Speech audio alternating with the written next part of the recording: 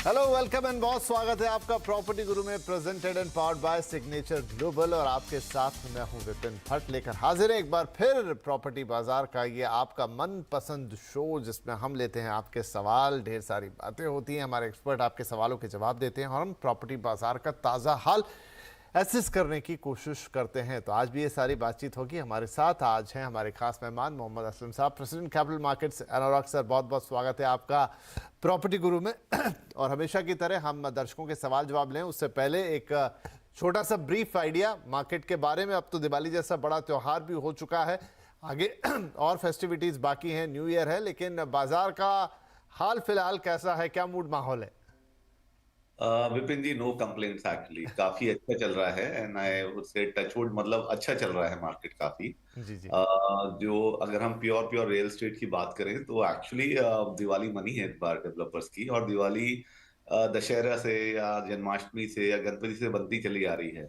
तो अभी भी जो एक मोमेंटम क्रिएट हुआ था कोविड के बाद या कोविड के दौरान जो भी हुआ था, जो बैंकों ने जब रेट ऑफ इंटरेस्ट कम कर दिए थे, उससे जो एक तेजी आई थी और इतनी इन्वेंट्री थी मार्केट में। एक्चुअली सारे बड़े जो टॉप सिटीज हैं उसमें तो इन्वेंट्री सारी खत्म हो चुकी है। डेवलपर्स नए नए लैंड देखने की कोशिश कर रहे हैं, नए नए प्रोजेक्ट लॉन्च करने की कोशिश कर रहे हैं और थोड़ा जल्दी कर रहे हैं, बिकॉज दे डोंट वांट कि जब तक चल रही है गाड़ी, जब तक धूप है तब तक आप मतलब धूप का मजा ले लीजिए, वैसा चल रहा है। जी। क्योंकि कंसर्न जो रेज हो रहे थे या हो रहे हैं अभी भी, वो रेट ऑफ इंटरेस्ट के हैं जो आरबीआई ने बढ़ाते चले गए हैं। और अभी होम लोन का रेट पे ही बात करें तो अराउंड 8.6 है ओवरऑल, अगर एक एवरेज आप लें सब सारे बैंक का मिला के। लेकिन अच्छी बात यह है कि उसके बावजूद सेल्स में कमी नहीं आई है। आई थिंक इसका एक रीजन ये भी हो सकता है कि लोग समझ गए हैं कि जो रेट ऑफ इंटरेस्ट है, अभी लोग थोड़े ज्यादा जागरूक हैं, अवेयर है कि ये जो रेट ऑफ इंटरेस्ट है वो किसी और रीजन की वजह से है, या ऐसा कुछ नहीं है कि रेट ऑफ इंटरेस्ट बढ़ाना इसलिए है क्योंकि डिमांड ज्यादा हो गई है। तो वो समझते हैं इस बात को, और साथ के साथ वो जिस तरह से इन्वेंट्री मार्केट से गायब हो रही है, प्राइजेस फॉर्म हो चुके हैं अभी और वो बढ़ ही रहे हैं, थोड़ा अपवर्ड ट्रेजेक्टरी में है। तो उसके चलते भी लोगों को भी लग रहा है कि अभी घर ले लिया जाए, वो फेंसिंग सिटिंग अभी खत्म हो गई है। तो काफी आप देखेंगे तो सारे ही पैन इंडिया सभी अच्छे प्रोजेक्ट्स में अच्छे डेवलपर्स के अच्छे फुटफॉल्स हैं और जी। अच्छे कन्वर्जन्स हुए हैं। चलिए, बढ़िया है। तो मार्केट में चल रही है दिवाली, और ये दिवाली और चलती रहे, हम तो यही चाहेंगे, क्योंकि काफ़ी अरसे के बाद प्रॉपर्टी बाजार में ये माहौल है जब घर लगातार बिक रहे हैं, बजाय इसके जैसा असलम साहब बता रहे थे कि इंटरेस्ट रेट ऊपर की तरफ हैं, लेकिन ये कोई एक परमानेंट फिनोमेना नहीं है और ये लोगों की बाइंग डिसीजन को ज़्यादा इम्पैक्ट नहीं कर रहा है। चलिए, अच्छी बात है। और इन्हीं बातों के साथ अब हम अपने दर्शकों के सवाल भी लेना शुरू करते हैं। श्रीकांत अग्रवाल हमारे पहले कॉलर हैं, जो कि रांची झारखंड से हमें कॉल कर रहे हैं। श्रीकांत जी, बहुत स्वागत है आपका। बताइए, क्या पूछना चाहेंगे आप? मेरा नाम श्रीकांत अग्रवाल है। मैंने बैंगलोर के व्हाइट फील्ड में एक 3 BHK फ्लैट बुक किया था last year. 1368 square feet carpet area का है वो, और इसका पोजेशन दिसंबर 2023 में है। प्रोजेक्ट का नाम है प्रेस्टीज वाटरफोर्ड। तो मेरे को जानना है कि इसके लिए मैंने 1.7 करोड़ इन्वेस्ट किया, तो ये ठीक है या नहीं है, मतलब प्राइस वाइज। और एक चीज जो मेरे को जानना था कि इस प्रोजेक्ट का रियल वैल्यू कैसे पता कर सकते हैं कि अभी इसका मार्केट में क्या वैल्यू चल रहा है। ये दो चीज मेरे को समझना था। आपने इन्वेस्ट कर दिया है, लेकिन सवाल आप बहुत लेट पूछ रहे हैं। 1.25 करोड़ के आसपास आपने लगा दिया है। खैर, कोई बात नहीं, देर आए दुरुस्त आए। ज़रूर ये एक प्रेस्टीज का प्रोजेक्ट है, और वाइटफील्ड बेंगलुरु, जो कि एक बहुत ही शानदार और अच्छी लोकेशन है। असलम साहब, कैसा है ये प्रोजेक्ट, और क्या अब ये कह रहे हैं कि इस समय इसकी वैल्यू क्या है? हालांकि तो अभी जस्ट इन्होंने निवेश ही किया है, लेकिन कैसा इसका फ्यूचर प्रोस्पेक्ट रहेगा? देखिए, जो जिस प्राइस पे इन्होंने बाय किया है वो एक्चुअली प्राइस मार्केट प्राइस है। मुझे नहीं लगता इन्होंने कुछ ज्यादा हायर इन्वेस्टमेंट किया है, क्योंकि वहां पे एवरेज प्राइजेस ही ये है अराउंड, मतलब अराउंड 1300 स्क्वायर फीट का जो बिल्टअप एरिया है वो अराउंड आपको 1.4 1.5 के बीच में ही आता है। तो प्राइस वाइज मुझे नहीं लगता कोई इशू है। आपने अभी ले भी लिया है तो मुझे लगता है कि अभी आप बिल्कुल ऐसा होता है ना कि आपने खरीद लिया है तो आप बी हैप्पी। मैं ये कह सकता हूँ कि आपने एक अच्छे डेवलपर्स के साथ खरीदा है। प्रेस्टीज सबसे ज्यादा रिनाउंड डेवलपर्स है बैंगलोर के, और उनका जो क्वालिटी है, जो उनका डिलीवरी टाइमिंग है और उनका जो एप्रिसिएशन है उनके प्रोजेक्ट्स का, वो अच्छा रहता है हमेशा। तो ये आपने एक अच्छा इन्वेस्टमेंट कर लिया है। आपने अगर एंड यूज के लिए भी लिया है तो भी आपके लिए अच्छा रहेगा। और व्हाइट फील्ड में लिया है आपने, तो व्हाइट फील्ड में काफी डिमांड रहता है, क्योंकि सबसे पहला जो भारत का इंफॉर्मेशन टेक्नोलॉजी पार्क था वो व्हाइट फील्ड में ही बना था। और उसके अभी उसके जो एक्सपेंशन है और जो वहां पे जिस तरह की कंपनीज हैं, सो उनका उसके चलते हुए जो पूरा एक इकोनॉमिक एक्टिविटी एरिया बनता है माइक्रो मार्केट में, तो व्हाइट फील्ड एक अच्छा एरिया है और उसके फ्यूचर प्रोस्पेक्ट भी बहुत अच्छे हैं। तो मुझे लगता है आप निश्चिंत रहिए अपना, जैसे हम हमेशा कहते हैं कि थोड़ा सा होराइजन लंबा रखिएगा, ज्यादा घबराइएगा मत, ऊपर नीचे से 5 to 7 years का आपका होराइजन रहेगा, तो आप देखेंगे इसमें आपको अच्छे रिटर्न ही आएंगे। चलिए जी, तो बढ़िया इन्वेस्टमेंट है आपका, डेवलपर अच्छे, लोकेशन अच्छी, और जो आप कह रहे थे अभी की मार्केट वैल्यू, तो यहाँ से अगर हम थोड़ा सा लॉन्ग टर्म 5-7 साल का देखते हैं तो बढ़िया रिटर्न्स आपको यहाँ पर मिलेंगे। तब तक आप अपनी प्रॉपर्टी को एंजॉय कीजिए एंड ये एक बढ़िया इन्वेस्टमेंट आपके लिए साबित हो सकती है। चलिए, श्रीकांत जी के लिए सलाह हो गई, हम आगे बढ़ते हैं। अब हमारे अगले कॉलर हैं भानु जोशी, जो कि हमें राजधानी दिल्ली से कॉल कर रहे हैं। भानु साहब, बहुत स्वागत है आपका प्रॉपर्टी गुरु में। बताइए क्या मदद कर सकते हैं आज हम आपकी। नमस्कार सर। नमस्कार। सर, मेरा बजट 55 लाख का है और मैं नोएडा में प्रॉपर्टी देख रहा हूँ, अरुण विहार या जलवायु विहार। ओके, ठीक है। दो अरुण विहार सेक्टर 37 में है, 37 में जी जी। और जलवायु विहार सेक्टर 25 में नोएडा। ओके, तो ये लोकेशन सही रहेगी ठीक या है। इनके अलावा और कहीं और जाना चाहिए मुझे? ओके, तो आप नोएडा में घर देख रहे हैं, 55 लाख का बजट है, 2-3 सेक्टर्स भी आपने निकाल के रखे हैं, जलवायु विहार, अरुण विहार की आप बात कर रहे हैं। आप देखते हैं, चलिए, कि क्या रेडी इन्वेंट्री वहां पर अवेलेबल है। दिल्ली मार्केट में रहता है माल काफी ज्यादा, लेकिन क्या अब अवेलेबल है, और नहीं तो क्या ऑप्शंस आपके पास होंगे। तो असलम साहब, इनके बजट में क्या अच्छी प्रॉपर्टी मिल सकती है इन्हें? देखिए, वही मेरा भी डाउट है कि जलवायु विहार एक्चुअली एक पुरानी जलवायु इंद्रायु विहार जो उन्होंने बोला है, ये दोनों काफी पुरानी प्रॉपर्टीज हैं। आई थिंक 20 साल, 15 से 20 साल या उससे ज्यादा भी हो सकता है। और लेकिन अच्छी बात उनकी ये है कि जैसे जलवायु विहार एकदम सेंट्रल उस एरिया में आती है, मतलब जस्ट 5 मिनट्स ड्राइव है या उससे थोड़ा सा ज्यादा आप दिल्ली पहुंच जाते हैं। काफी ग्रीनरी है, पुराना टाइम का कंस्ट्रक्शन है, तो आपको पार्किंग काफी है फॉर जो रेसिडेंट्स हैं या उनके विजिटर्स होते हैं। कनेक्टिविटी बहुत अच्छी है, चाहे वो आप मॉल से लीजिए, चाहे स्कूल, हॉस्पिटल, कोई भी मतलब जो भी सोशल इंफ्रास्ट्रक्चर है काफी स्ट्रांग है। और जो नॉर्मल इंफ्रास्ट्रक्चर भी है वो भी काफी स्ट्रांग है। तो मुझे लगता है आपकी जो चॉइस ऑफ द लोकेशन है वो अच्छी है। आपको सिर्फ ये देखना है कि 55 लाख में वो आपको वहां पे मिलता है या कुछ, यानी क्योंकि पुरानी बिल्डिंग है तो काफी चांसेस है कि आपको मिल भी जाए। अदरवाइज अगर ये आपका कॉल है, क्योंकि 20 साल पुरानी बिल्डिंग्स होंगी तो उसके अपने अपने चैलेंजेस हैं, तो आपको देखना होगा कि वो आपको अगर उसमें आपका फिट बैठता है, क्योंकि 55 लाख भी बड़ी रकम है आप लगा रहे हैं। अदरवाइज अगर नया आपको लेना है तो अभी जिस तरह से एनसीआर मार्केट में एनसीआर मार्केट भी काफी स्ट्रांग हो गया है, काफी अच्छा वहां सेल्स हुआ है, तो मुझे लगता है आपको फिर उसके बाद तो आपको सेक्टर 25 वगैरह में नहीं, आपको थोड़ा बाहर जाना पड़ेगा। तो आपको नोएडा या ग्रेटर नोएडा की तरफ या नोएडा एक्सटेंशन की तरफ आपको 55 लाख के उसमें आपको एक नई बिल्डिंग में प्रॉपर्टी में मिल सकता है। लेकिन अगर आप इसके लिए ओके हैं कि एक पुरानी बिल्डिंग आपको चलती है, तो ये एक अच्छा लोकेशन है और चांसेस हैं कि आपको रीसेल में वहां 55 लाख में मिल सकता है। राइट भानु साहब, तो रीसेल में कुछ जी सेक्टर 37 ये कैसी जगह है? चलिए, ये भी पूछ लेते हैं अगर आपने पूछा है। अरुण विहार सेक्टर 37 के लिए पूछ रहे हैं। देखिए, ये सब जो पुराने जो सेक्टर्स हैं ये पहले सारे डेवलप हो चुके हैं, तो आपको वहां पे पुरानी ही प्रॉपर्टीज मिलेंगी। बहुत रेयर चांसेस है कि अगर कोई छोटे प्लॉट्स अवेलेबल हैं उस पर डेवलपर्स ने बना दिए तो वो भी एक चांस है, लेकिन प्राइसेस ज्यादा रहेंगे उसमें। सो आपका 25, 37, 44, 62, मतलब यहाँ तक आपके ये सब पुराने हैं जहाँ पे पहले ये सारे एस्टैब्लिश हो गए थे। पुरानी आपको बिल्डिंग मिलेंगी और रीसेल में आपके चांसेस हैं कि आपको 55 में मिल सकते हैं, तो थोड़ा सा आपको मेहनत करना पड़ेगा। राइट, तो भानु साहब थोड़ी मेहनत कीजिए और यहाँ पर ये पुराने और डेवलप्ड सेक्टर्स हैं, अच्छी जगह हैं जो आपने चुनी है, लेकिन रीसेल प्रॉपर्टी मिलने के चांसेस आपको ज़्यादा हैं। और रीसेल की प्रॉपर्टीज़ भी बहुत अच्छी होती हैं। सबसे बढ़िया बात कि आपको रेडी पोजीशन मिलता है, इंतज़ार आपको करना नहीं है, किसी प्रकार का कोई रिस्क इन्वॉल्व नहीं है। अब अपनी चॉइस के हिसाब से देख लीजिए। और काफ़ी वहाँ पर इन्वेस्टर्स भी होते हैं जो लॉन्ग टर्म इन्वेस्टर्स हैं या इवन किसी दूसरी जगह मूव करने वाले लोग, क्योंकि इन दिनों काफ़ी ज़्यादा प्रॉपर्टी बिक रही है, तो लोग अपने पुराने घर में निकाल रहे हैं, नए घरों में शिफ्ट हो रहे हैं, तो चांसेस आर गुड कि आपको यहाँ पर कुछ ना कुछ ज़रूर मिल जाएगा। चलिए, भानु साहब के लिए हो गई ये सलाह। इसी के साथ हमारे लिए वक्त हो गया एक छोटे से ब्रेक का। ब्रेक के बाद बातचीत जारी है।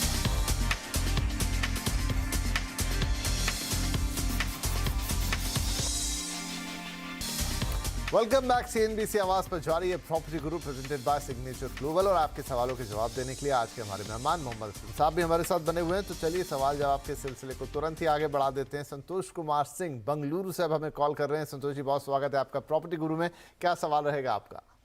सर, हम नोएडा में प्रॉपर्टी देख रहे हैं। अगर नोएडा 65 और 72 के आसपास मिले तो हमारे लिए ज्यादा बेटर है, या उससे भी कोई आसपास हो जो 2 से 3 बेडरूम 60 to 70 लाख के बीच में। अच्छा, तो आप अभी तो बेंगलुरु में हैं, लेकिन नोएडा जाने का कोई खास रीजन? नहीं, मेरा रिलेटिव है, मेरे बेटी वहाँ रहती है, तो उसके लिए मैं देख रहा हूँ। बहुत बढ़िया। तो जरूर आपकी सुपुत्री जो है उनके लिए हम कुछ अच्छी सलाह देने की कोशिश करेंगे। तो असलम सर, फिर एक बार सवाल नोएडा पे है, सेक्टर 62 या उसके आसपास, और 70 लाख तक का बजट है। 2 या 3 BHK जो मिल जाए, और रेडी पोजीशन एक जरूर इनकी चाहत है।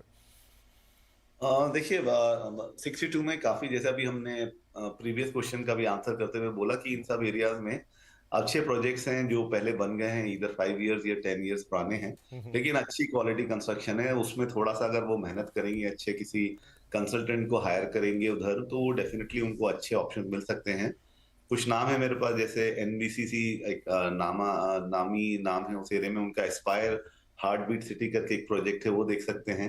या अपना ये देव सी स्पोर्ट्स का फेज 2 है, वो उसमें देख सकते हैं। जन पंचशील ग्रीन्स है, उसका भी फेज 2 है, उसमें देख सकते हैं। या स्टेलर पार्क करके है, वो ये सब हैं जो जैसे एकदम आप बात कर रहे हैं तो नाम ध्यान में आते हैं।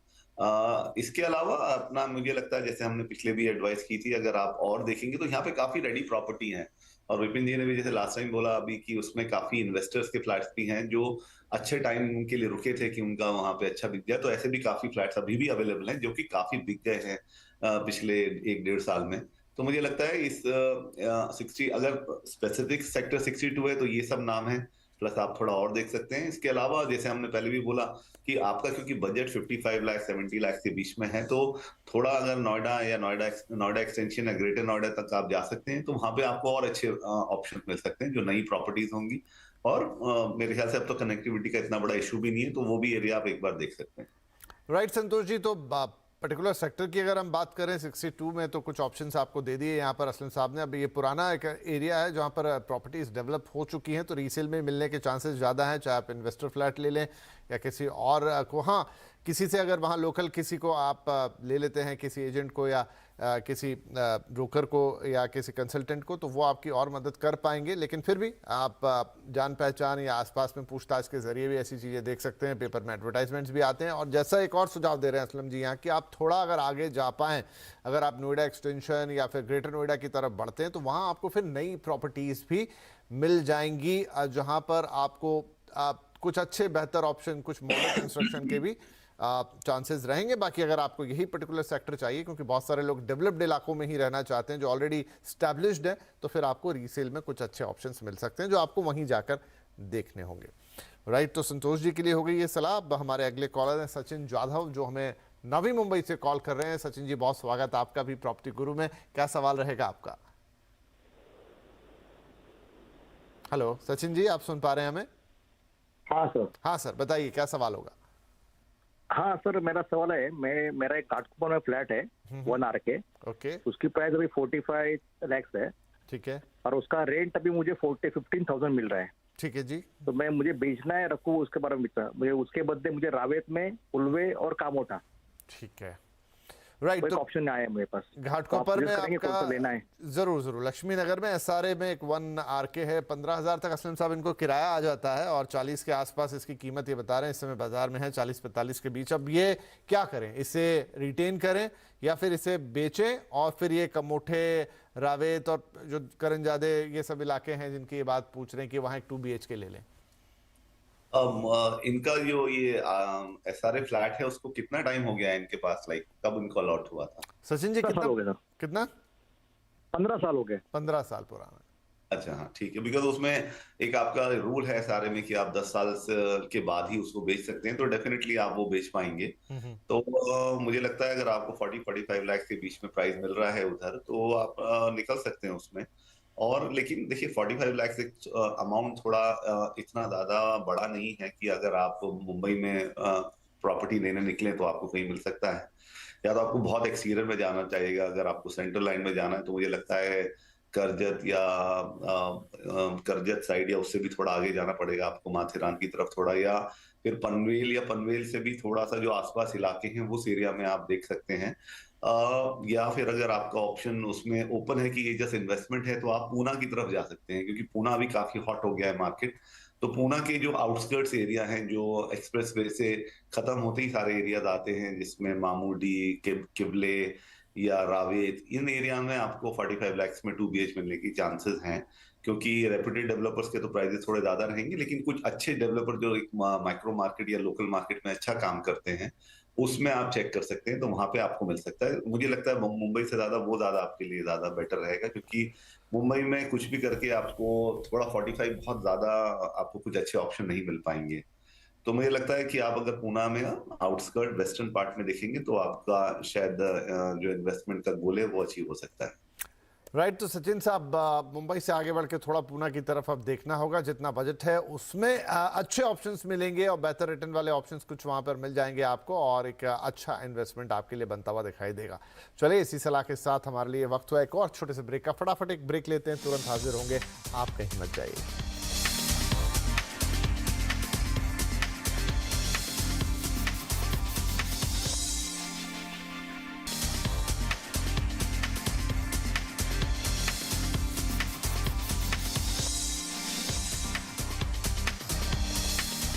Welcome back. CNBC आवाज पर आप देख रहे हैं प्रॉपर्टी गुरु, आपके साथ मैं हूं विपिन भट्ट, और आज आपके सवालों के जवाब देने के लिए हमारे साथ मोहम्मद हसन साहब बने हुए हैं, प्रेसिडेंट कैपिटल मार्केट्स अनरॉक।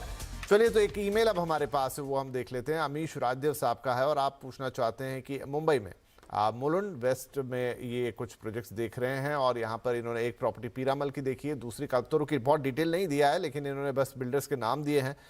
ये 1 BHK या 1.5 BHK की तरफ नज़र रख रहे हैं। तो दोनों में से कौन सा डेवलपर अच्छा है और किस बजट में इनको घर मिल जाएगा, सर, ये सवाल है इनका। मुझे लगता है कि आप दोनों ही अच्छे डेवलपर्स हैं। पिरामल का अपना एक एक्सपीरियंस है, और जिस प्रोजेक्ट के बारे में बात कर रहे हैं मैं शायद वो समझता हूँ किसके बारे में बोल रहे हैं, वो शायद रेडी भी है। और कल्पतरू का भी जो प्रोजेक्ट है वो भी एक अच्छा प्रोजेक्ट है, मतलब उसमें आप कंपैरिजन नहीं कर सकते कि डेवलपर कौन सा अच्छा है। मुझे लगता है आपको अपना देखना चाहिए कि आपके बजट में फिट कौन सा हो रहा है वो, और दूसरा आपका कि आपका रेडी टू मूव है या कितने दिन आपको लगते हैं उसमें, क्योंकि एक आप अगर खुद के लिए रहने के लिए रह रहे हैं, तो मुझे लगता है कि अगर आप EMI तब दें जब आप वहां पे पोजीशन ले लेते हैं, तो ज्यादा आपके लिए एक फ्रूटफुल रहता है। मैं ये भी अंडरस्टैंड करने की कोशिश कर रहा हूँ कि आप 1.5 BHK दे रहे हैं, तो आपका एक लिमिटेड बजट है।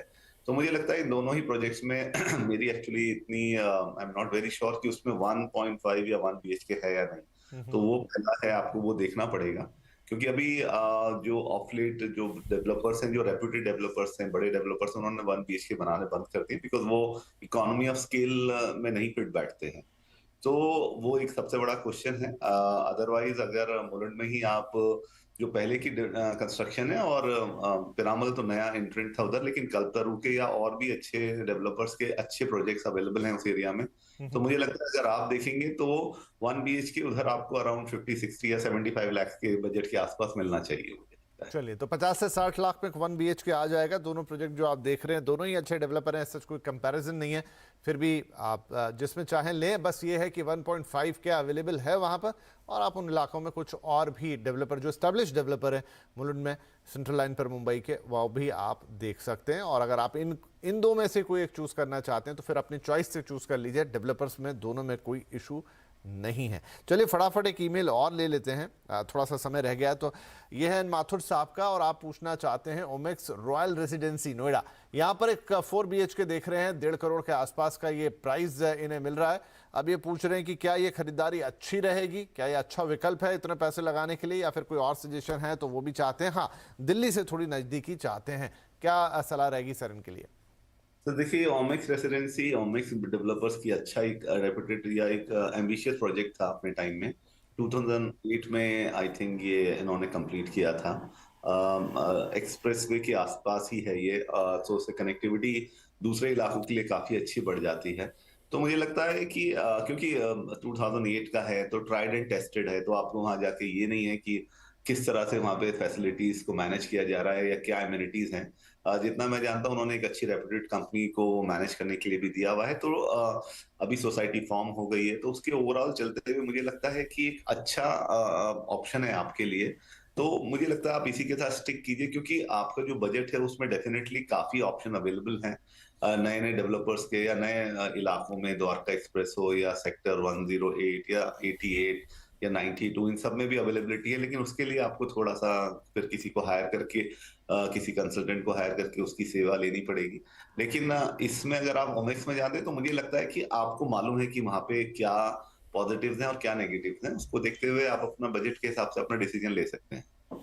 राइट माथुर साहब, तो जो चॉइस है आपकी वो ठीक है। आप जैसा असलम साहब ने बताया कि अब चूंकि ये तो बना हुआ प्रोजेक्ट है तो इसमें अपने हिसाब से चीज़ें देखकर आप आगे बढ़ सकते हैं, और आसपास भी अगर आप कुछ और देखना चाहें तो देख सकते हैं इस बजट में। अदरवाइज़ कोई प्रॉब्लम नहीं है आप अगर इस प्रोजेक्ट में आगे बढ़ते हैं और जाते हैं तो। चलिए, तो ये रही माथुर साहब के लिए सलाह।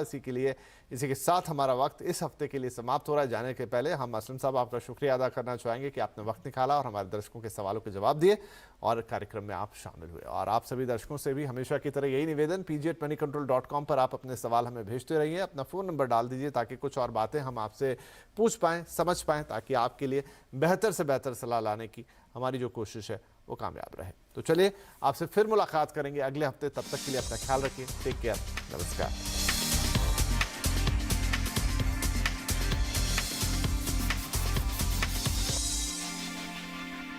Future express